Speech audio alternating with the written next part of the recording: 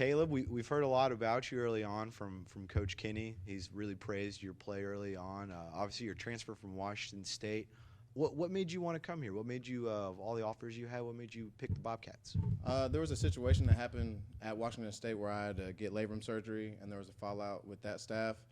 And I had a connection with Coach Gregg. He had already coached me in junior college, so I came out here on a visit and just kept an open mind. I was really committed to UConn. I was thinking about going to UConn, but when I came here on my visit, it was just a genuine connection, and the biggest thing was just I felt comfortable, and I could see myself doing the things I wanted to do, so that was the biggest reason that I came. It's a little warmer than UConn too, right? That helps? Absolutely. I look at the weather every day. From Pullman, it's usually like a 50-degree to 40-degree difference every day, so I'm always thankful when I'm waking up.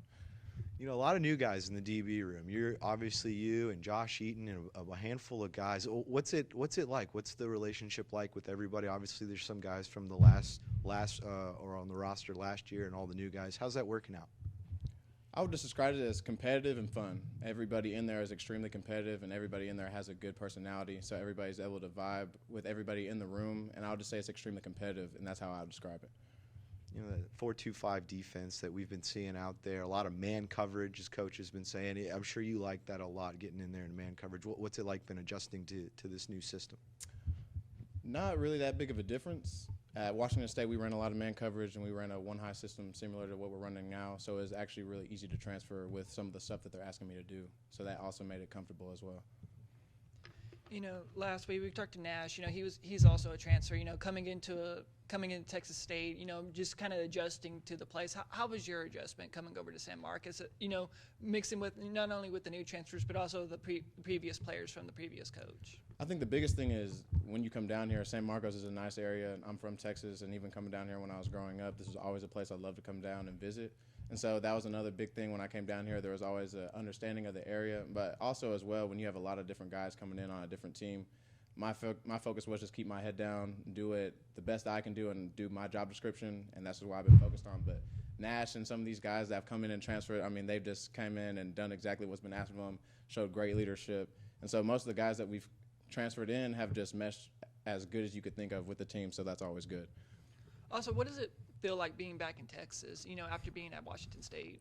Fantastic. That's all I can say. Fantastic. I mean, from being able to visit my family on a regular basis if I wanted to the weather, to just the comfortability, and everybody in Texas takes pride in being from Texas, and I have the same thing. So when I was able to come back and also play for a school that had Texas in the name, there was a lot of pride in there for me personally.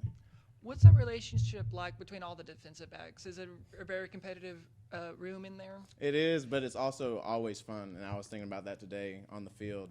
It might be competitive, but we're always out there supporting each other so far, and it's been just fun to play with because you're feeding off that energy, and then you put that energy back out there, and it comes back to you. So it's always nice to play with players that you can do that with. You know, y'all are competing against the offense over there. What is that offense kind of, from a defensive perspective, what has the offense kind of been showing you, and how are they helping you adjust your game?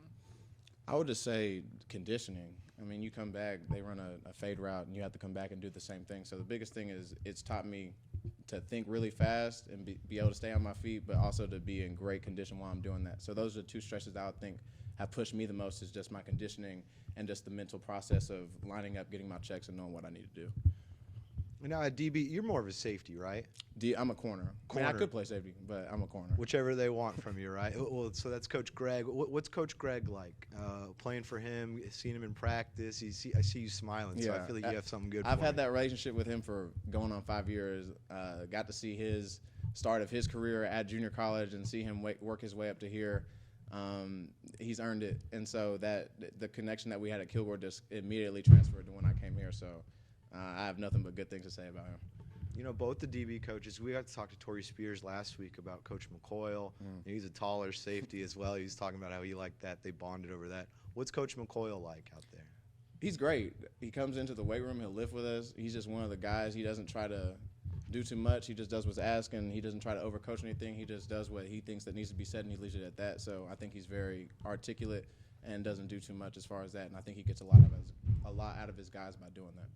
You know, Coach Kinne, when he came in and gave his opening remarks, seemed real excited, said it was a really good day, that you guys were physical, liked the tackling out there. Did you feel that out there? Did you feel like putting on the pads just kind of invigorated everybody at practice today? Absolutely. I mean, we were really only supposed to go one live period today, and we ended up going live the rest of practice. So that kind of showed the kind of mentality that our coaches have and the kind of mentality that our team has, and the energy. You could just feel it from the defense. It wasn't just one person that you could point out. Everybody on the defense was giving it, so that energy was going throughout the whole group, and we just fed off of each other.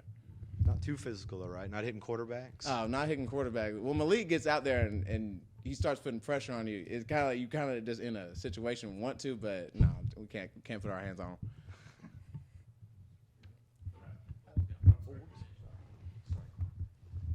Y'all running with boundary and field corner setup still? Yes, sir. But with the tempo, it's impossible to do that. So when tempo goes, you just stay to your side. But I think we would like to get to that. Okay, yeah, I was just kind of curious, what's that communication like? Because obviously, when you're dealing with that, you have to, and you play so much man, you probably do have to communicate with, hey, somebody moved over to the other side. Now you got to relay those signals of who you're going to pick up when you originally had them on movement and such. Absolutely.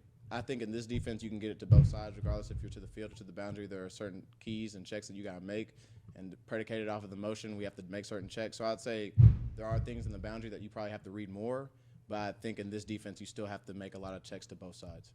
And what is it like being the new staff coming in and just everybody learning this new system? Obviously, a couple of those UIW transfers probably have some knowledge on how it works, but overall, just everybody trying to just build from the ground up. Absolutely. We're just keeping our head down and doing what's asked of us. And it's really that simple. We're not going to do too much. We're just going to do what's asked of us.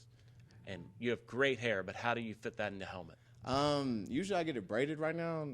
We don't get paid till the first, so I got to wait. But usually I have it braided so it's not as crazy. But, yeah, I do need to put some product in it. But after a practice, you just put the helmet in, make sure you scooch it, put it down, and then it'll fit all in there. Nice. All right. Thank you, man. I appreciate it.